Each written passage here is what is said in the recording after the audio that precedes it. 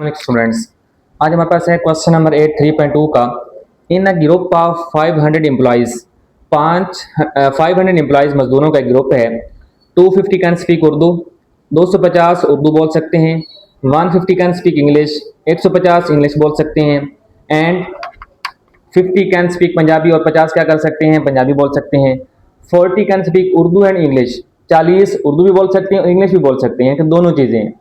30 can speak both English and Punjabi, 30 English भी बोल सकते हैं और पंजाबी भी बोल सकते हैं। And 10 can speak Urdu and Punjabi, और 10 पंजाबी बोल सकते हैं और उर्दू भी बोल सकते हैं। How many can speak all the language, तो तीनों लैंग्वेज कितने लोग बोल सकते हैं, कितने लोग बोलेंगे जितने भी एम्प्लॉइज हैं, ठीक है, हमने फाइंड किया जो कि तीनों लैंग्वेजेस बोल सकते हैं।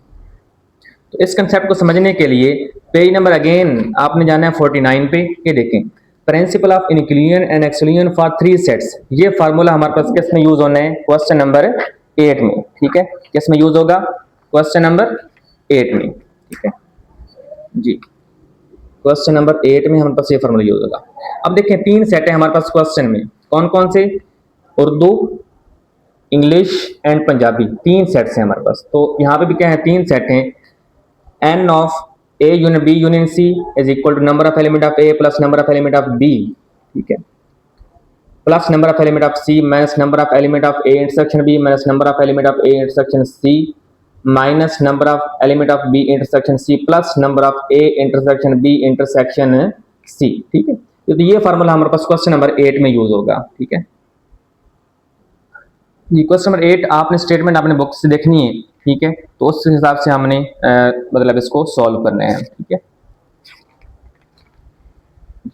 सेम वही काम हम लेट कर लेने हैं। क्या करना है, हमने लेट करना है 3 सेट्स को।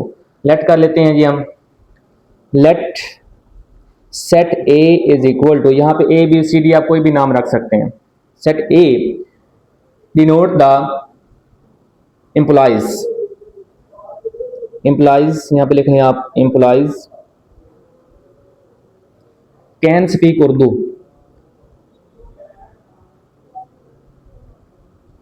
ठीक है। सेट बी ले लें, जो कि एम्प्लॉइज हैं, क्या बोल सकते हैं हमारे पास, इंग्लिश बोल सकते हैं, ठीक है, वो स्पीक इंग्लिश। एक सेट हमने इनका बना लिया। सेट सी ले लें, जो कि क्या बोलते हैं, पंजाबी बोलते हैं, एम्प्लॉइज कैन स्पीक पंजाबी, ठीक है। अब अगली स्टेटमेंट ये थी कि बोथ, अच्छा अब जरा गौर कीजिएगा, इंग्लिश उर्दू बोलने वाले कितने हैं, यानी कि number of element of A is equal to कितने आएंगे हमारे पास, 250, ठीक है। ये डाटा हमारे पास कहाँ पे है, स्टेटमेंट मौजूद है। उसके बाद इंग्लिश कितने बोलते थे, number of element of B is equal to हमारे पास है जी 150।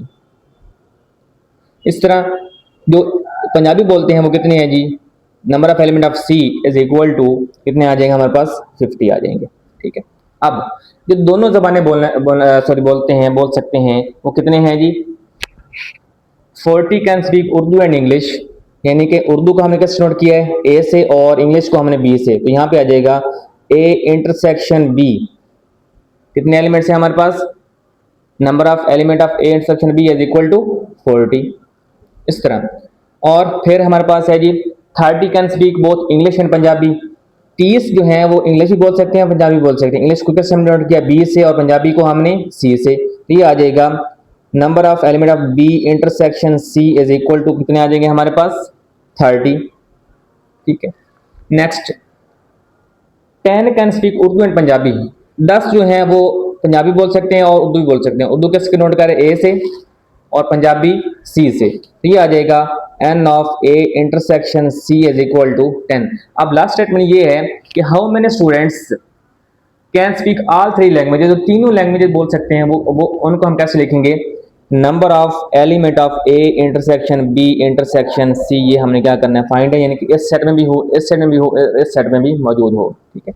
तो हमारे पास जो फार्मूला था वो ये था कि number of element of a union b union c, ठीक है, number of element of, page number आपका 49 पे ये फार्मूला आपने यहाँ पे नोट करना है, ये वाला, ठीक है। तो ये क्या फार्मूला जी हमारे पास, number of element of A union B union C, is equal to cardinality of A plus cardinality of B plus cardinality of C minus cardinality of A intersection B minus cardinality of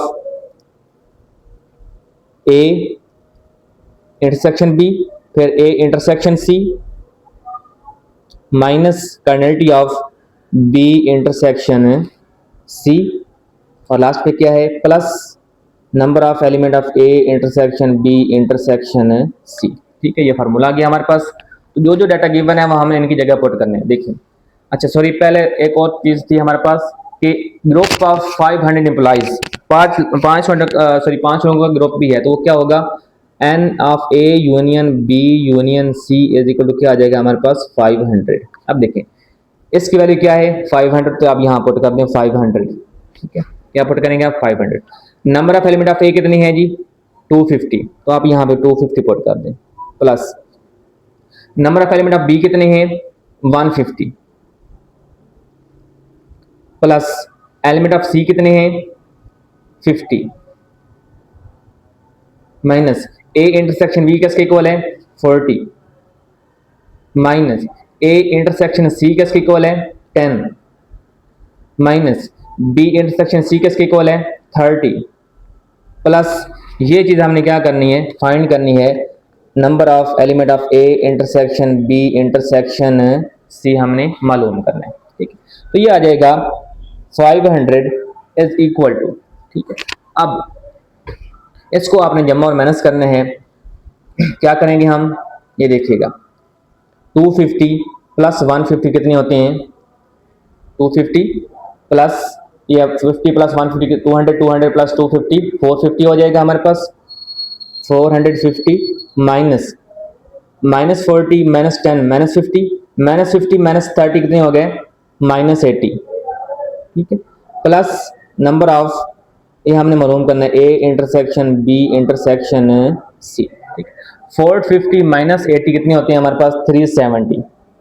ठीक है, plus A intersection B intersection C is equal to 500।